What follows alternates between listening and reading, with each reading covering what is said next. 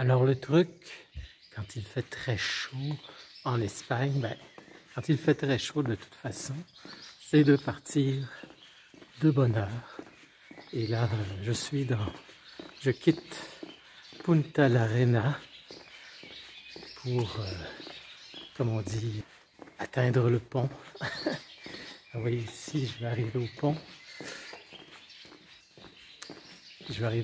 Et je vais sortir et me rendre vers Estella. Alors nous franchissons le pont ce matin. Il est presque 6 heures du matin. Vous voyez la levée du jour. Et la rivière est toujours aussi calme. Vous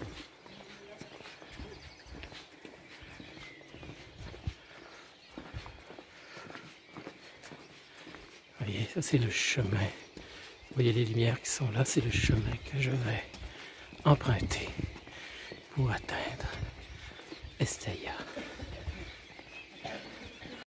Alors, comme je disais, le truc, c'est de partir de bonne heure parce que la chaleur, c'est surtout l'après-midi. Moi, je suis parti à 5h30. Vous voyez, il est 6h et vous voyez, c'est déjà le plein jour. Ben, pas le plein jour, mais le jour. Le lever du jour. On entend le coq au loin. Alors, c'est beaucoup plus facile. Si je vois les choses intéressantes, je vous les filme. Sinon, on se revoit à Estella pour vous parler un peu de la ville. Alors, il y a un paquet de types d'indications pour atteindre Compostelle, pour trouver son chemin. Mais une que je vais retrouver le plus souvent, c'est cette borne. Et il se vend d'ailleurs une petite décoration justement qui représente cette borne-là à Compostelle. Alors, c'est vraiment le symbole, un autre symbole qui montre bien le chemin avec ces bornes qu'on retrouve tout le long du chemin. Mais il y en a vraiment de tous les genres. Comme je vous dis, il y a même des marcheurs qui font avec de la roche, parce qu'on a beaucoup de roches sur la route, qui font des flèches ou qui écrivent des mots avec des roches.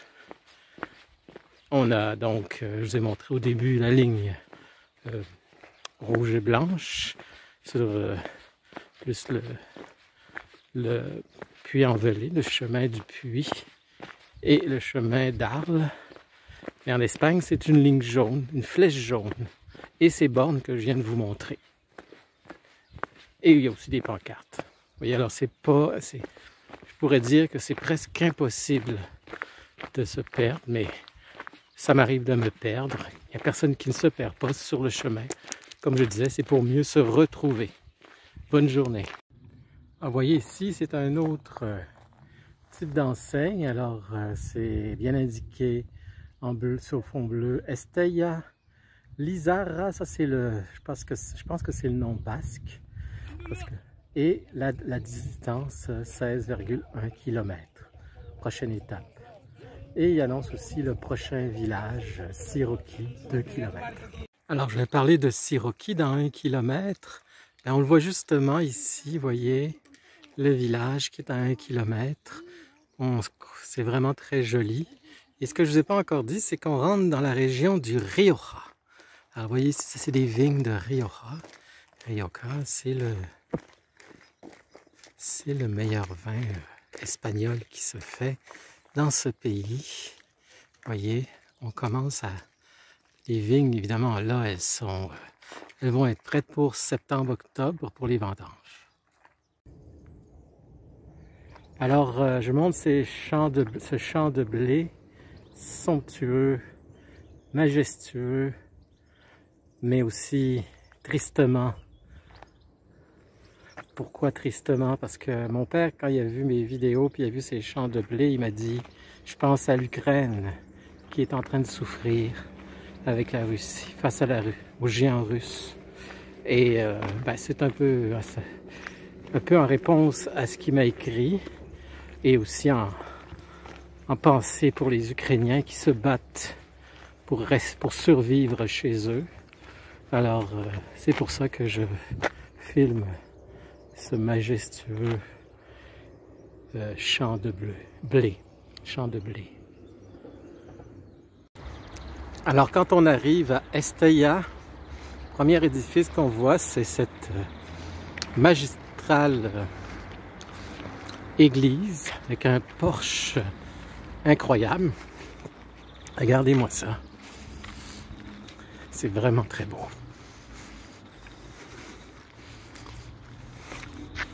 Ça vaut vraiment le déplacement comme édifice. Fait cocasse, j'arrive à Estella. Je rentre à peine dans, vous voyez, ça c'est le viaduc. Il y avait plein de gens. D'habitude, il est 2 heures.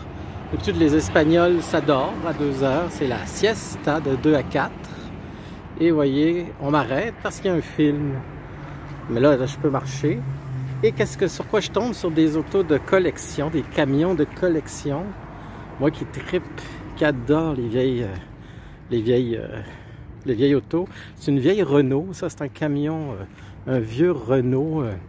Je ne sais pas quelle année. Mais c'est vraiment une Renault. Vous voyez, Régie nationale, Renault France. J'adore ça. Alors, coup de chance. Vous voyez, pour le film, ça doit être un film d'époque. Et après que ça, on a aussi une ambulance. Tout aussi ancienne.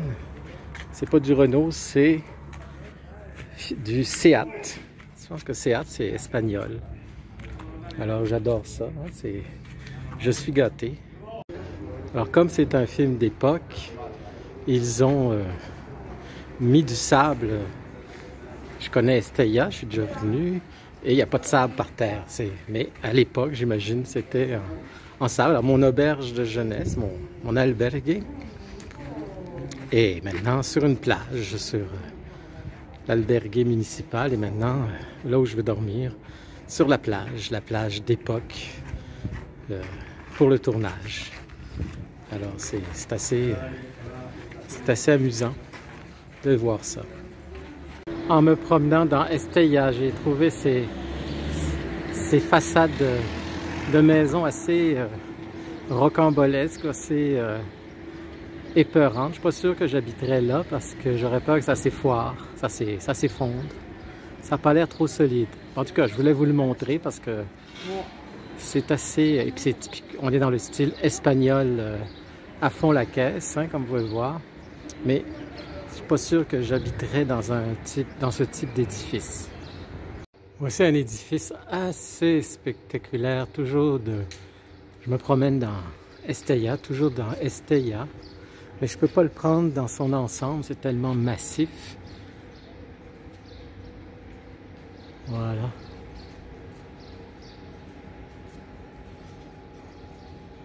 Alors vous vous demandez qu'est-ce que c'est que cet édifice? Alors c'est une église, oui, une église forteresse. C'est l'église forteresse Saint-Michel d'Estella.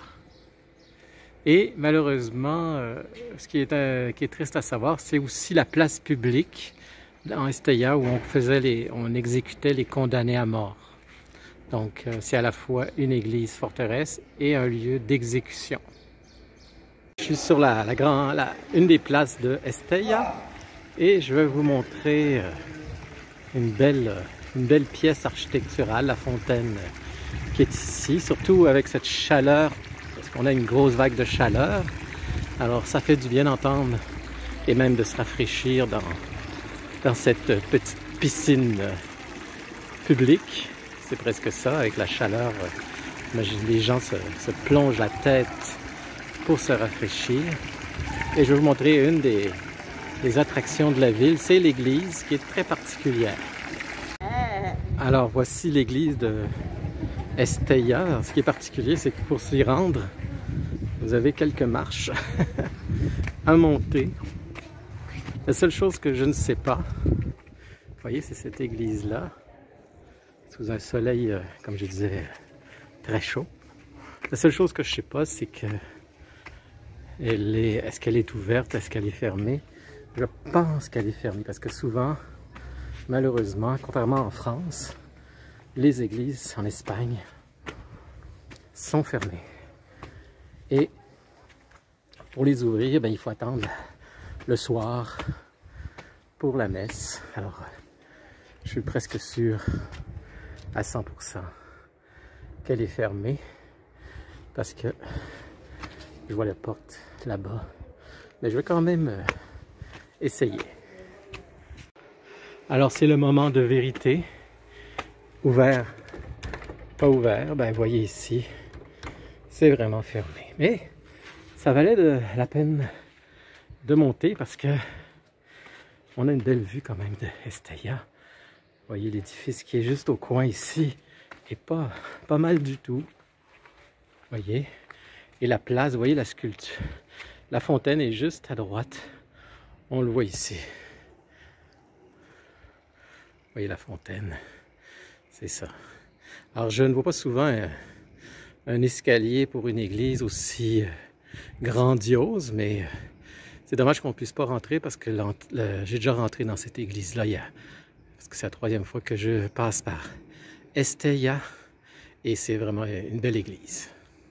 Avant de vous laisser pour aujourd'hui à Estella, juste préciser qu'Estella est née en 1040 ou 1060, je ne sais plus, par l'arrivée des pèlerins de Compostelle. Compostelle qui veut dire chemin des étoiles.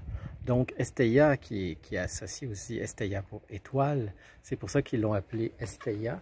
C'est que c'était une ville créée par et pour les pèlerins. C'est quand même assez particulier de savoir ça. Il n'y a pas beaucoup de villes sur le chemin de Compostelle qui a cette particularité. Et Estella a cette particularité. Donc je vous laisse et prochaine étape, ça va être comment dire, Estella jusqu'à Los Arcos et je vais passer par Irache. Pourquoi je dis ça, c'est que ma sœur Emmanuelle voulait que je filme la fameuse fontaine de vin.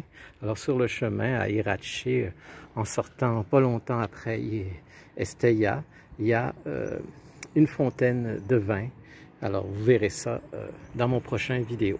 Bonne journée.